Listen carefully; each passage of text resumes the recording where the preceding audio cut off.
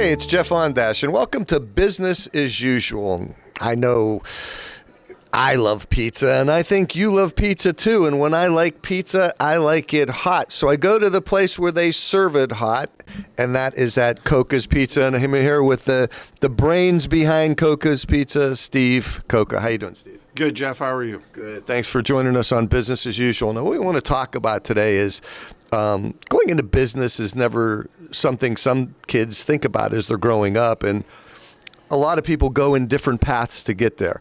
So let's go back to your youth. Did you want to be a pizza shop owner when you were a kid? When I think back to when I was younger, everybody, well, not everybody, but I wanted to be like my dad. My dad was in construction, so he'd leave at the crack of dawn. He'd come back when it was dark out, and he put in a lot of hours, and he did pretty well in the construction business. So then when I was about in the third grade, my mom wanted to have a pizza place, and carry on some of the recipes that she had from her family back in Italy. So my dad would tease her a lot, so we ate a lot of pizza prior to us opening because my dad kept saying, hey, you got to get that to be better, and so on and so forth. So I ate a lot of pizza as a kid. But when my parents opened, and as I was growing up, at that point I was fourth grade, then fifth grade, sixth grade. When I was in the seventh grade, I knew for sure I wanted to be in the pizza business. But it was simple. My sister was opening up her own store. And I remember going there and helping them with whatever to get that store put together. And I just loved it. I had the time of my life. So I knew that this was something that I wanted to do. More of the excitement for me was opening up new locations and doing those kind of things. It was so fun and exciting. So, as I was growing up, I started making pizzas, on our rushes, and my parents would let me do that. And my mom would only let me put the pepperoni on the pizza. So I was her pepperoni person. So then afterwards, she stepped it up and started letting me put green peppers on the pizza. So then finally, from the green peppers, it was open up the floodgates, and now I was able to do it all. Baptism by fire at that point. Right. So as I was growing up through high school, I always had a job, and I was delivering pizzas at the time, and delivering pizzas was just so fun. I was 16, I was able to drive around, and and I was making tips, and that was the fun part. I always had money in my pocket, and just loved it as a kid. So and then my dad ended up passing away when I was 18. So after that, I was going to school, but I was learning so much about business, being hands-on with it, because at the time we had opened up our third location. So again, I was real excited about opening up stores and so on and so forth. So from that point on, I really knew that this is what I wanted to do. We ended up having to close one of those locations because things were just shoveled with our leader being gone.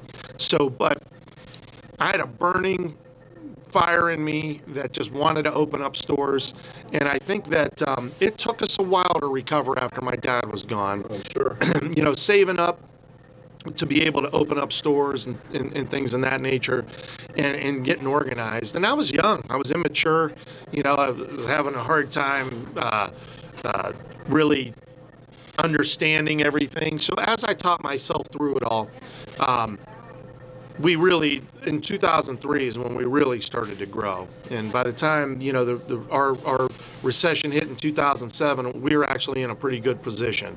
So we started opening up more stores and really saw the brand grow at that point. So now, was it always called COCCAS Pizza? Yes. Where was the first 1 and 2 at?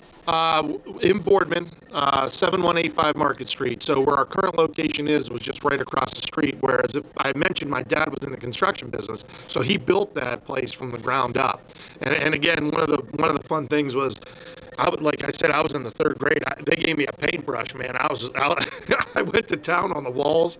It was fun. I was in the third grade, and of course, it was just a primer coat, but it was fun. But when you think about it, that was like you were getting a college education and not even realizing what was happening to you.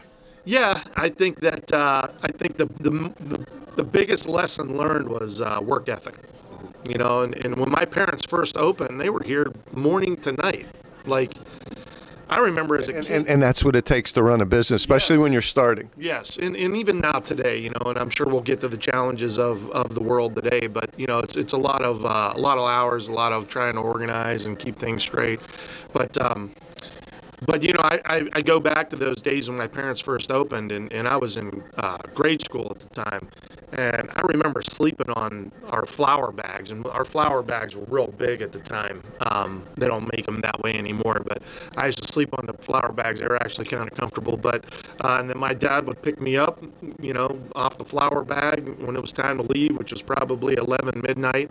I'd go home, I'd wake up for school the next day, and I'd go to school, and the bus would drop me off at the pizza shop, or I'd go to a friend's house that was a street over. And, his parents kept me straight on my homework and stuff like that. So it was a great way to grow up. And again, the work ethic was the biggest thing taught there. So when I was getting older and really hitting the ground running with my career here, the hard work was already instilled in me by my parents. The learning part too. So did you take over the store in Boardman then? Was that your first store?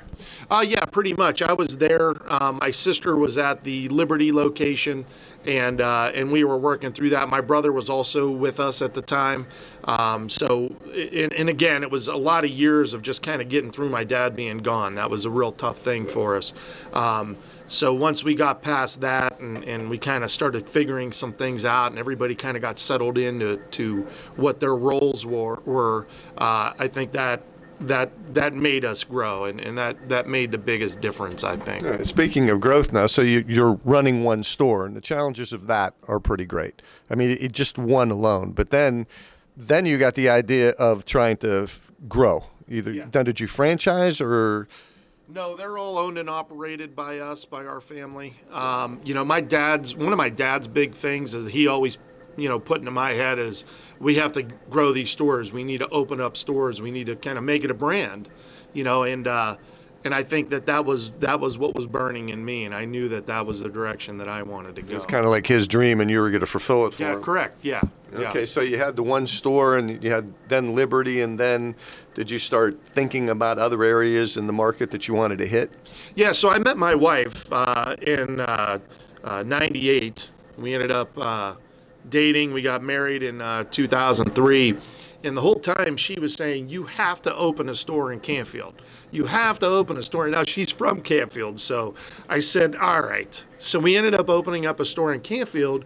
And that's really, I think, when my brain just exploded. And I just started figuring out better ways to run the businesses and smarter ways to market ourselves and so on and so forth. And that's when things really started taking off. So after that Canfield location, our next store that we opened was in New Middletown. So we opened up the New Middletown store, and that was like I'll never forget that, because my third son was born at the time. It was like, all right, sweetheart, I'll see you. He was born, and I was out the door.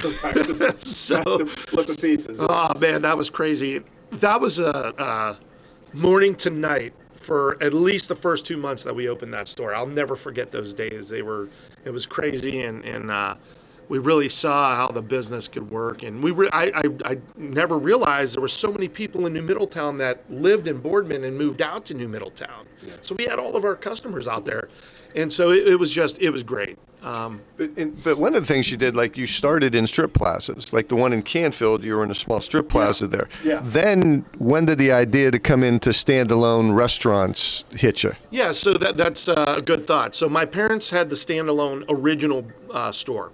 And then our next store was in a strip plaza. And then my dad ended up building a strip plaza partnership with my cousin, and we were putting our store in there. Well, I noticed that, just a short thought there, I was like, man, our standalone building does a little bit better in sales, So then the opportunity, the reason why I went to Canfield is, first of all, it's very hard to find anything to even rent there. Yeah. And it was an existing pizza place, so it was kind of easy for me to switch it over to a COCCAS, and I did that. And that went well. But then when we opened New Middletown, it was a standalone building. That's when I was really able to start measuring what I thought was better. I obviously like the standalone buildings better.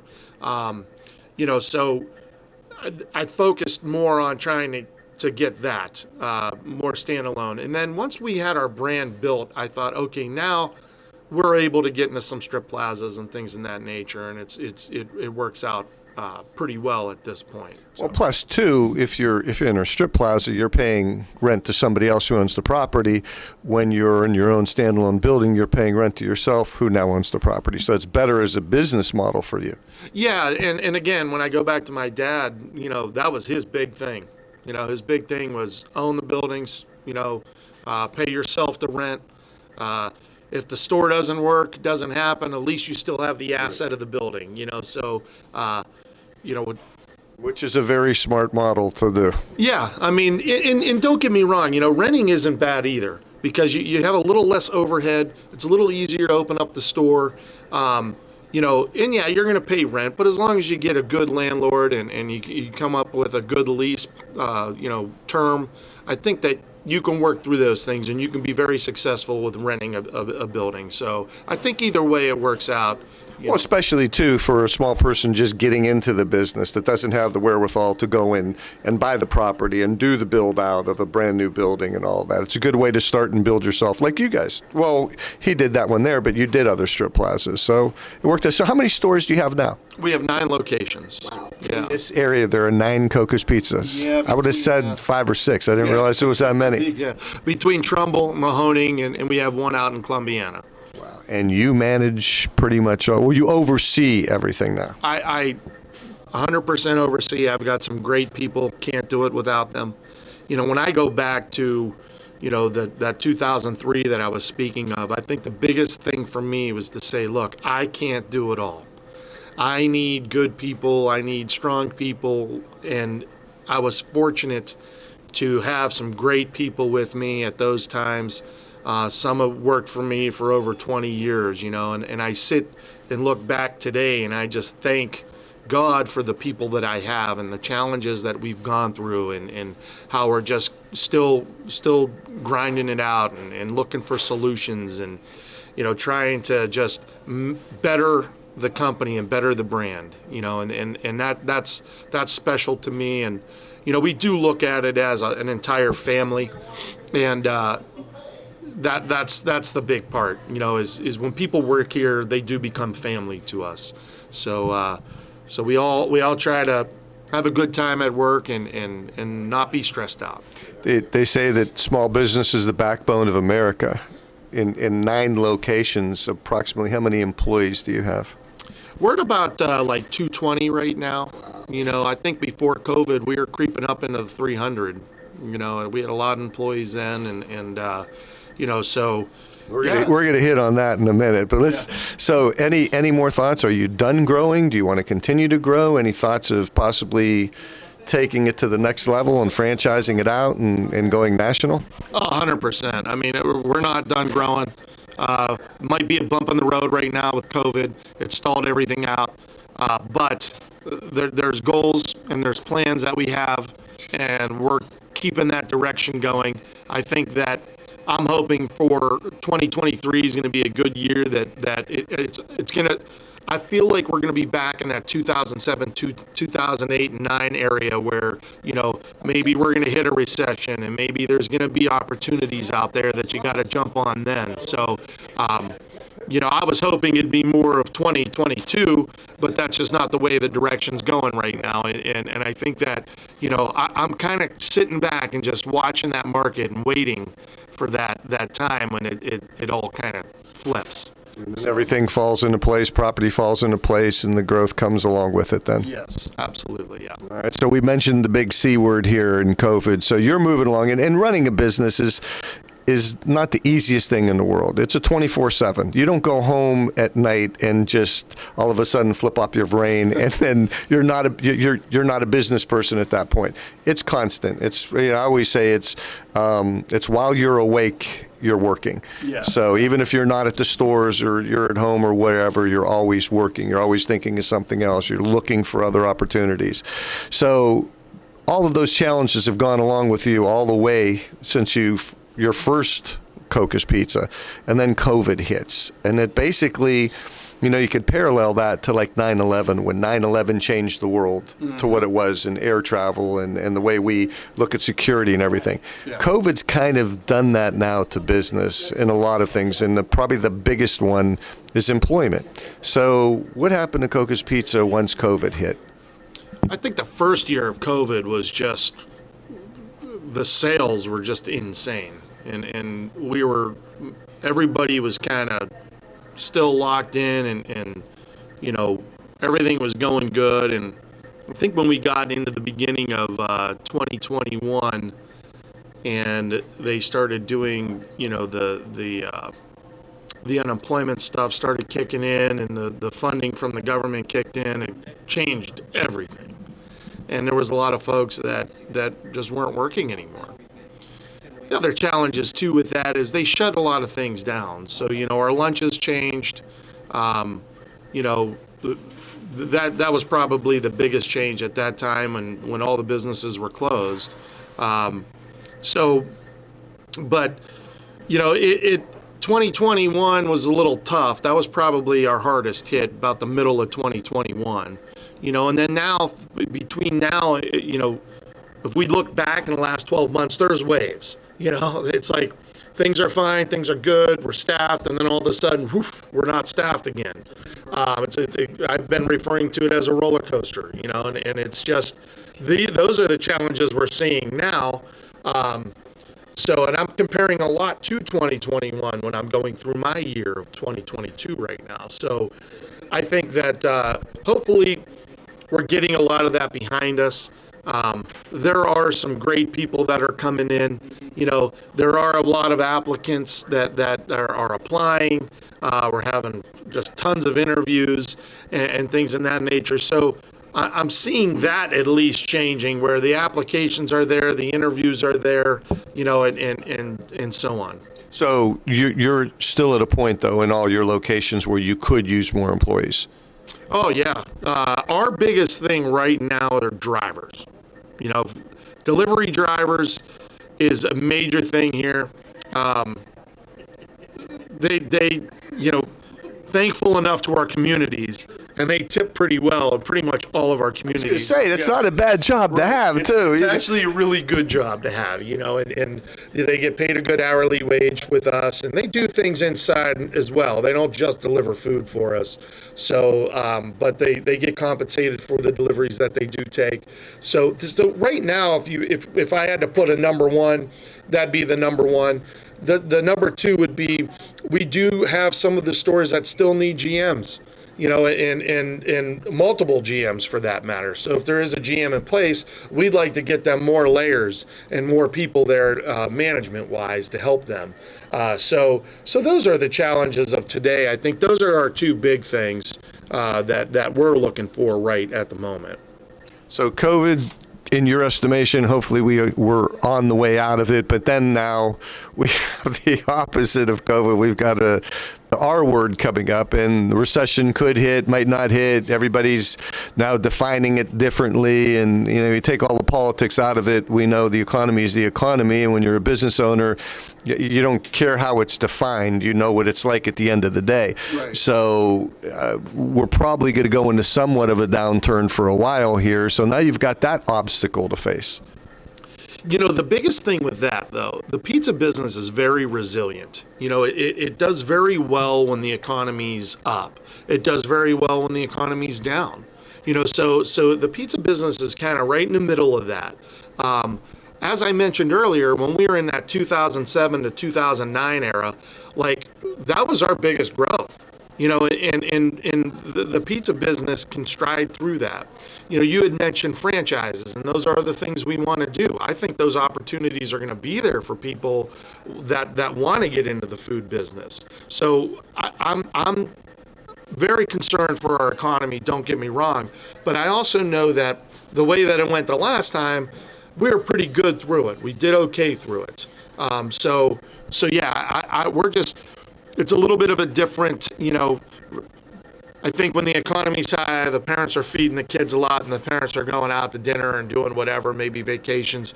When the economy's low, everybody's kind of staying in and pizza's their dinner that they're having at the table. So that's just the way I've always looked at it. Pizza's pretty inexpensive to feed a family. You know, right now we have a weekend special. It's a whole sheet, 24 slices for $24.99. You could feed a family of 6 for $25. So, you know, I mean, that's... You can't do that with any other type of food, right? So some places have had, some chain restaurants, you know, have had 4 or 5 menu increases. They haven't changed their menus, but their pricing on those menu items have gone up 4 and 5 times just this year alone. Yeah. And that's got to be a very, very difficult thing to deal with for them. It's a difficult thing for any business, you know, especially when you talk about food. I mean, we're the same way. You know, the food cost was just all over the board. The labor is higher than it's ever been. You know, so yeah, we're faced with those same challenges here. You know, and you have to adjust to the time. And there's nothing more than you can do. You have to, any business, whether it's food or manufacturing or whatever it is, service industry. If all your costs are going up, you just can't absorb. There's only so much you can absorb. Correct. I feel the same way, and you know, it's challenging as a business owner to try to keep that where it needs to be, and it changes so oftenly. It's stabilized a little bit more now, but you know, that's the biggest challenge right now. So from now we're out of COVID. Now we're up to present. We went from your youth to now 2022. Where do you see yourself, let's say, at 2027? What are your goals? You know, how many more stores do you want to have? What do you want to do? Where are you going with COCCAS Pizza? My goal has always been to get to 10 stores and then start franchising. So we're at 9. So we're not short of that right now. But I think the opportunities for franchising are at the table right now. So as far as our brand goes and growing, we need to be ready for that. So I think when we look at 2027, I mean, you know, I'd love to sit here and say, hey, you know, that's in 5 years from now. You know, hopefully we have 20 stores at that point, and hopefully our brand's strong and our franchisees are doing well, and so on and so forth. Like, that's my vision for 5 years from now. And those stores would still be within this market, right? Oh yeah, and I think the exciting part is to expand in the market. You know, I think the Canton area is just sitting there waiting for us. You know, they know good pizza. You know, and I feel like that's a huge one. And then, you know, everybody talks about Columbus, and we have family that lives up there, and that's going to be a spot for us as well here in the near future. Now, we've talked about pizza, and we know that you make it hot, and we always talk in the name of the company's COCCAS Pizza. But it's not my favorite menu or item on the menu. It's the pepperoni rolls. Okay. Now, the pepperoni rolls, I think, by far, I've not had any better anywhere else than your pepperoni rolls. And you've got a full menu here, so you're not just a pizza restaurant. You've got pretty much something for everyone on your menu. We do. You know, we have salads, we have subs, we have wraps, of course, wings, pizzas, like you mentioned, and then our rolls. And our rolls are fantastic. They're a foot long. You can get any toppings you want to add to it. And just a little tidbit about our rolls. When we talk about the history of COCCAS Pizza and my parents and you know, being there morning to night, my father would be hungry. So my mom would just grab a piece of dough, throw the pepperoni in it, throw the cheese in it, roll it up and cook it. That's how our pepperoni roll got started. And then the customers were coming in saying, hey, what is that? Is that a loaf of bread? My mom would be like, no, that's you know, lunch.